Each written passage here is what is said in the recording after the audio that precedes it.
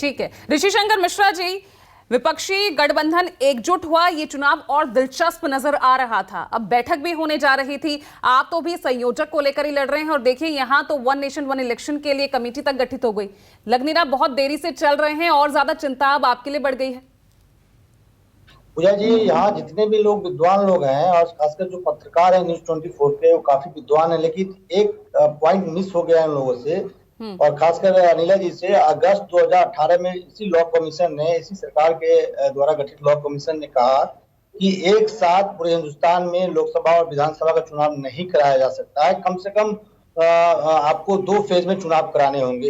इस बात को भी अनिला जी को संज्ञान होना चाहिए कि 2018 के लॉ कमीशन की रिपोर्ट ये कहती है। नंबर 1। नंबर 2, आर्टिकल को भी संवैधानिक संशोधन होता है तो आर्टिकल 368 के तहत होता है और 368 में लोकसभा और राज्यसभा में बहुमत, खासकर 2/3 बहुमत के साथ इनको पास कराना होगा और कम से कम 16 राज्यों के विधानसभा से 2/3 मेजोरिटी से इनको अनुमोदित कराना होगा। ये असंभव है क्योंकि टाइम अब नहीं बचा हुआ है। दूसरी बात यह है कि बीजेपी कभी भी कंसेशनस में विश्वास नहीं करती है। राजीव रंजन जी ने बिल्कुल सही कहा, चाहे वह किसी बिल हो, चाहे वह नोटबंदी हो, चाहे वह जीएसटी हो, सरकार ने कई ऐसे फैसले लिए हैं जिसमें उन्होंने विपक्ष से या संवाद करने की कोशिश नहीं की है।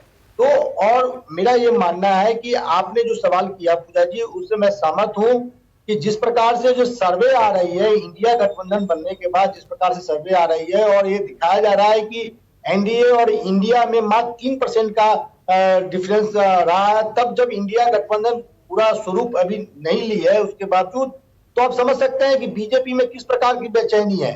जिस दिन इस गठबंधन का नाम इंडिया रखा गया उसके अगले सुबह प्रधानमंत्री जी आके खुद अटैक करते हैं। आप समझ सकते हैं कि बेचैनी कितना बढ़ा हुआ है।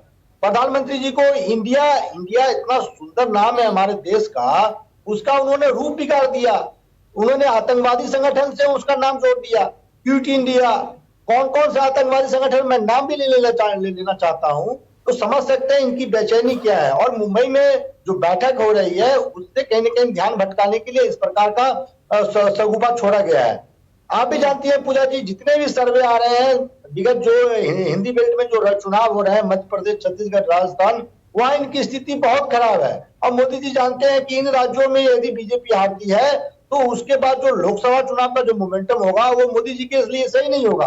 तो मोदी जी को देश से कोई लेना देना नहीं है, उनके अपने राजनीतिक पर्सपेक्टिव है। मोदी जी कैसे हिंदुस्तान के राजनीति में प्रासंगिक रहे, इसके लिए हमारे मोदी जी कुछ भी कर सकते हैं। उनको न संवाद से मतलब है, न लोकतंत्र के सिद्धांत से मतलब है, वो अपने राजनीतिक स्वार्थ के लिए कुछ भी कर सकते हैं।